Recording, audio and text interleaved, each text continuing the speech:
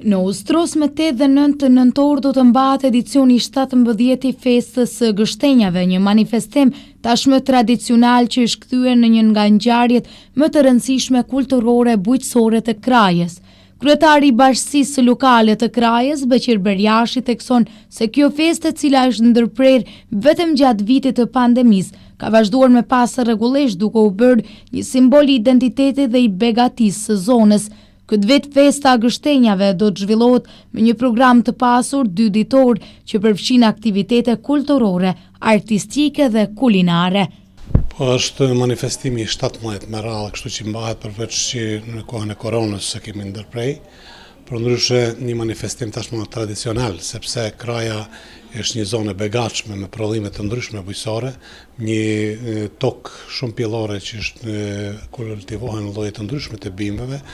edhe të aty si në Krajë ndoshta edhe kërkon tjetër, sepse përfshin edhe kërlim malor dhe mesdhetare, sepse kemi edhe fiq, edhe shega, edhe kështenja, edhe ullej, edhe mandalina, e të gjitha lloje të ndryshme të prodhimeve bujqësore. Kështu që gështenja është një ndër bimet më kualitative të gjitha rrethave, ndoshta një cilësisë të lartë, dhe për atë kjo meriton një përkushtim të veçantë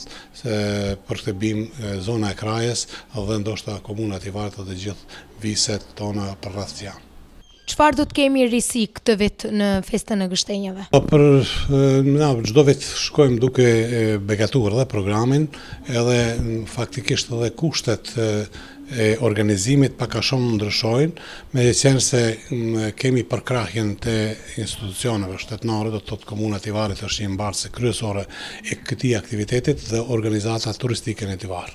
Këtë vit po ashtu kemi parapa dhe kemi formuar në fillim një rezhin e cila ka me punu edhe me shpalljen e konkursit letrar dhe artistik, edhe ato veç shpall në mjetet e informimit në kohën javor dhe mjetet tjera, dhe kandidatët deri më sot kanë të drejtën që të konkurrojnë për vendet të cilet mjaft mirë do të shpërblehen.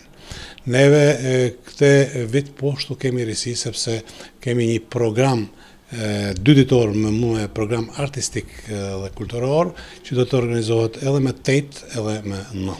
Të dyja ditë janë me program të begatshëm kultur-artistik. Kush do të rikthehet? Meqense vitin e kaluar kishim vlla dhe motër të njohur tashmë për muzikën shqiptare, këtë vit kush do të jetë? Ne çdo vit veç viti 5 që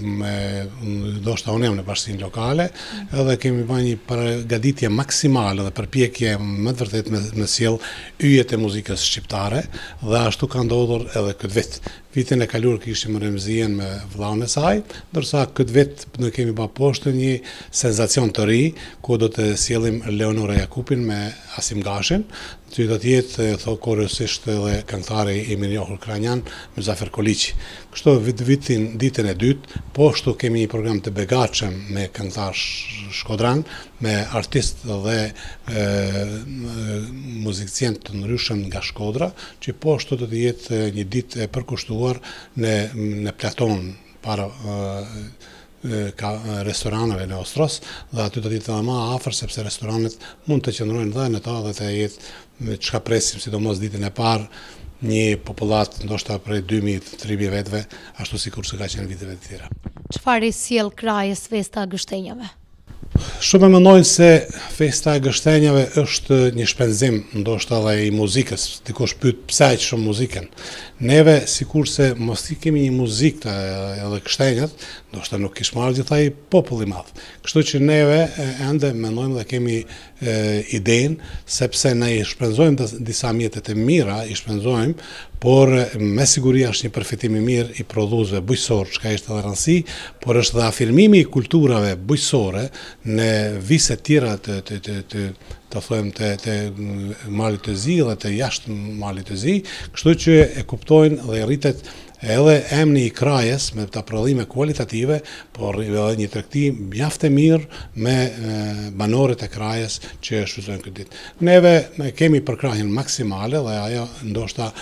është edhe përpjekjet tona që i bëjmë që të jetë sa më mirë, sa më e organizuar. Në fest pritet një pjesëmarrje madhe nga Kraja, Ulqini, Tivari, Podgorica, Shkodra, Në hapje do të marrin pjesë përfaqësues të komunës së Tivarit, ndërsa janë ftuar edhe ambasadorët e Shqipërisë, Kosovës dhe Turqisë në Maltëzi, si dhe kryetari i Bashkisë së Shkodrës. Neve përveç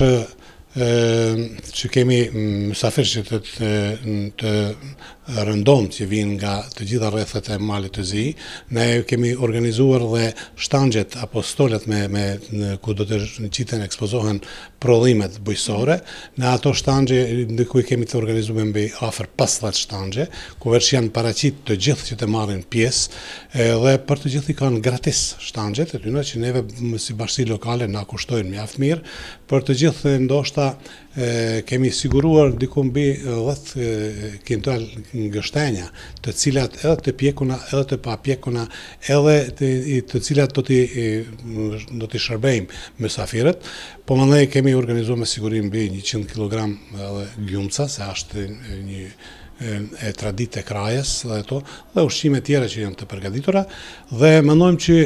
të jetë më së shumti mysafir thash nga Kraja, Ulqini, sidomos krajnjanët Ulqinit, e Tivarit dhe rrethi nga Podgorica janë të interesuar nga të gjitha viset, ndoshta edhe për pak për tregti, për biznes, sidomos do të vinë nga Shkodra. Por nuk e kemi të konfirmuar ende. Këtë vit